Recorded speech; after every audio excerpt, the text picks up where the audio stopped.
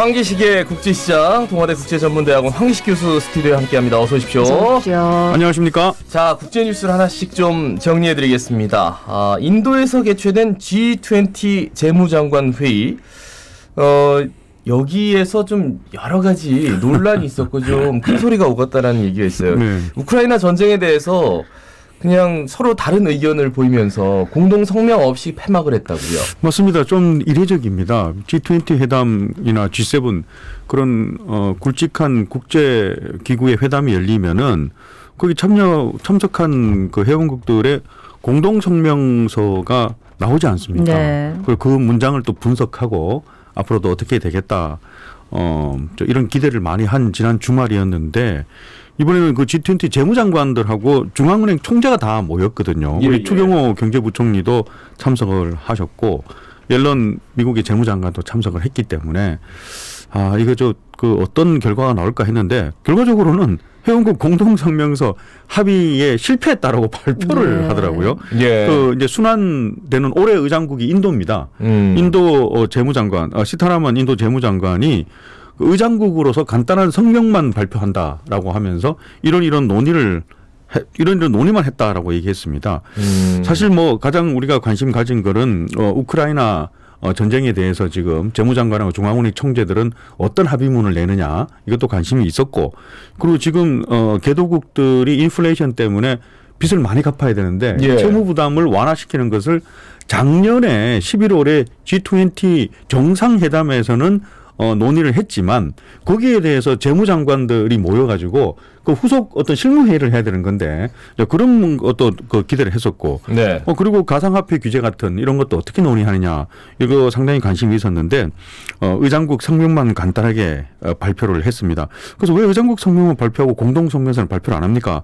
라고 하니까 가장 중요한 그 우크라이나 전쟁에 대해서 이 문장을 넣으려고 하다가 다 합의를 못했다. 그 어떤 문장을 넣으려고 했냐니까 러시아가 우크라이나 침공한 것은 명백하게 전쟁이고 이를 규탄한다라는 문장을 둘러싸고 상당히 갈등이 있었다라는 그런 설명을 했습니다. 그 중국하고 러시아가 반대했기 때문에 네네. 이 문장을 둘러싸고 그 공동성명에서 합의에 실패했다라고 얘기를 했습니다. 그래서 결국은 그럼 어떤 합의를 했냐니까 그 문장은 빼고 갈등을 평화적으로 해결하고 위기 대응에 노력하는 것이 중요하다. 이거는 그냥 또 너무 두리뭉실한 이런 문장이 합의를 했다고 네네. 발표를 했습니다. 그럼 말씀드렸지만 원래 이번 2월 G20 재무장관 중앙은행 총재 회담은 올 9월에 G20 정상회담이 다시 있는데 거기에 대해서 준비 작업을 한다 하는 회의라기보다는 작년 11월에 바로 정상회담이 있었지 않습니까? 예, 예. 거기에 대해서 후속적으로 어떤 실무회담을 하는 거냐라는 거였는데 어떻게 작년 11월에 발리 G20 정상회담에서의 공동성명보다 더 퇴보했다라고 보기 때문에 저는 개인적으로 작년 G20 발리 정상회담에서는 문장이 어땠냐 하면은 대부분의 회원국들은 가장 강력한 표현으로 우크라이나 전쟁을 강력히 규탄한다. 라는 이런 성명이 발표가 됐거든요. 예, 이거보다 예. 훨씬 퇴보한 성명이 발표됐습니다. 그래서 인도 측 설명을 기자들이 막 물어보니까 러시아하고 중국이 거부해서 이런 결과가 왔다라고 했는데 주말에 블룸버그와 CNBC 같은 서방 언론들을 이렇게 분석을 해보니까 네. 그렇다기보다는 의장국 인도를 조금 의심하는 그런 분석들이 많았습니다. 그래요? 예, 의장국 인도부터가 최근에 인도가 하는 행동을 보라. 러시아 추가 제재하는데 인도가 빠져버렸고 그리고 전쟁 1주년을 맞이해서 유엔 결의안을 했는데 인도가 거기에 스스로 기권을 했고 그리고 전쟁이라는 단어도 원래 인도가 쓰고 싶어 하지 않는 그런 단어였고 상당히 친러적인 태도를 보여왔다. 그렇기 때문에 의장국 인도부터가 아까 그런 문장을 넣기를 싫어했다라는 그런 분석을 했고요. 그러니까 의장국의 의지가 있었다면 뭐 전쟁이란 단어, 규탄이란 단어까지는 아니더라도 네네. 어느 정도 뭐 전쟁에 반대한다 뭐 이렇게 그렇습니다. 얘기할 수 있는 여지가 있었는데 의장국조차도 그런 의지가 좀 없어 그런 보였다. 분석이죠. 예, 예. 근데 숄츠 이제 독일 총리가 예. 이런 분석을 그 염두에 둔 건지 그 뉴델리를 방문했거든요. 예, 예. 재무장관 회의 맞춰갖고 방문해서 모디 총리하고 정상회담까지 미리 했습니다. 하면서 우크라이나 침공 규탄에 인도가 의장국으로서 좀 더 역할을 해주십시오라고 요청을 많이 했는데 회담 후에 SNS에 이 두 정상이 이런 얘기를 나눴다고 각자 올리지 않습니까? 네, 네. 올렸는데 상당히 상반된 내용을 올렸어요. 숄츠 독일 총리는 성공적이었다. 계속 이 우크라이나 얘기도 했고 인도가 이 규탄하는데 동참해주기로 했다라는 그런 걸 올렸는데 모디 총리 쪽의 SNS를 보면은 안보 내용 하나도 적지 않고 경제 협력만 논의했다라고 적었습니다. 어쨌거나 이거 실망스럽지만 이번 주에는 또 재무장관 회의 이어서 이번 주에는 G20 외무장관 회의가 있습니다. 예. 그 9월에 G20 정상회담이 있으니까 그동안에 뭐 앞으로 인도가 계속해서 이렇게 친러 성장을 이어갈지 거기에 대해서는 좀 지켜봐야겠습니다. 예. 네. 지금 이제 요거와 또 연결이 되는데 우크라이나 러시아 전쟁이 지금 이제 1년 넘었다 아닙니까? 그래서 그 사이에 이제 뭐 우크라이나에 무기 지원을 한다거나 러시아에 무기 지원하면 뭐 제재를 가한다거나 뭐 이렇게 지금 무기 지원 쪽에 좀 중점적으로 맞춰져 있었다면 이제는 그거 대신 평화 협상을 해야 될 때다. 맞습니다. 이렇게 독일이나 대만 같은 데서 시위가 일어나고 맞습니다. 있다고요. 지난 1년 동안 이 시위, 우크라이나 전쟁 관련한 시위는 특히 유럽 국가에서 많이 있었는데 네네. 딱 그 1주년이 되니까 시위가 1주년 기념해서 있었는데 그 시위대의 구호 문장을 자세히 보면요.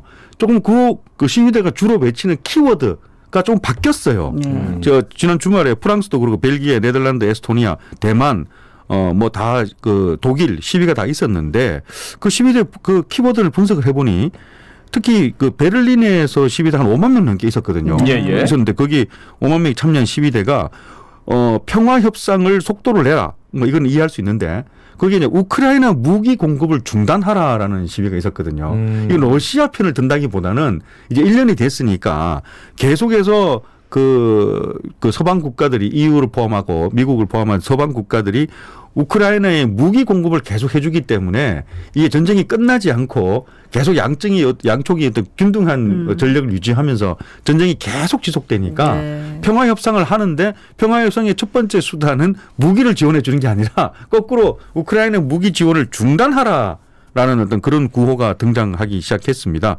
그래서 이런 그 시위대의 구호의 변화는 1주년을 맞아서 상당한 의미를 가질 수도 있다라고 저는 분석을 하고 여기에 발맞추어서 EU는 앞으로 어떻게 할지를 분석을 해봐야겠지만 어쨌거나 러시아에 대해서 지금 제10차 추가 제재안을 발표를 했거든요. 네네. 그 추가 제재안은 상당히 좀 포커스를 맞춰가지고 지금 최근에 전쟁의 그 또 양상이 이 드론으로 무인 폭격을 해서 네네. 이게 또 자폭하는 그 드론 타격으로 많이 하거든요. 그래서 군사용 드론 제작 관련해서 러시아 관련된 기관들하고 은행들을 제재하는 어떤 제재안을 발표했습니다. 그런데 거기에 이란이 포함되어 있습니다.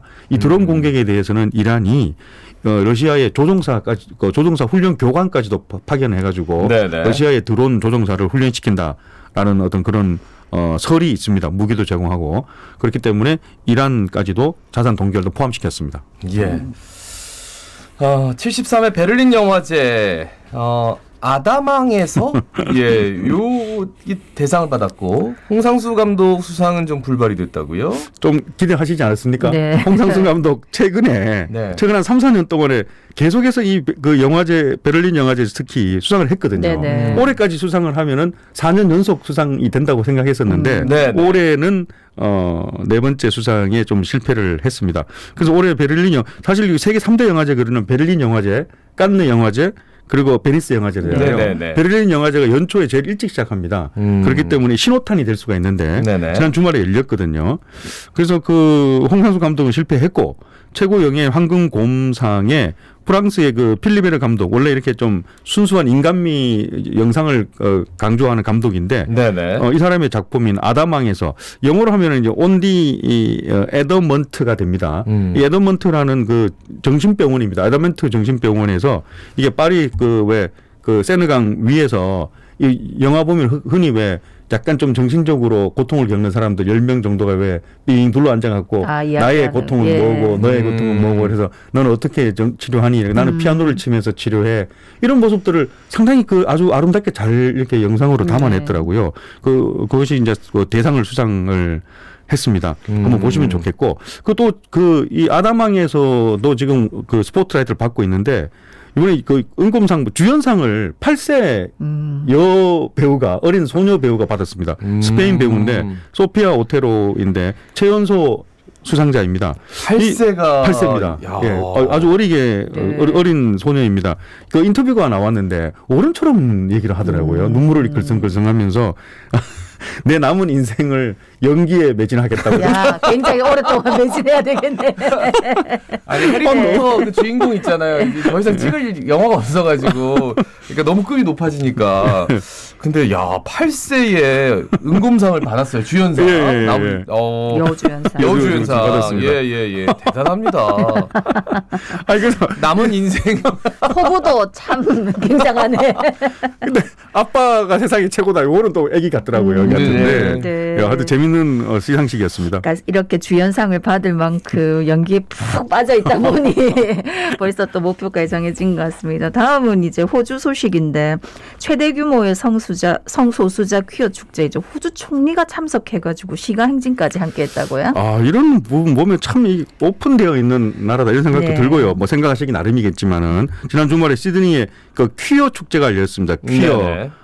라고 왜 성소수자들이 막 네. 참석해 행진하고 하는 그런 건데 원래 영어 단어 뜻은 이상하다 뭐 기괴하다 이런 뜻인데 지금은 그런 뜻이 없고 성소수자들의 축제가 됩니다. 호주의 마르디 그라스 축제 가장 큰 축제인데 그거 엄청나게 많이 참석했대요. 네. 수만 명이 참석해서 행진하던데 여기 그 앤서니 엘버리지 현직 호주 총리가 참석을 했습니다.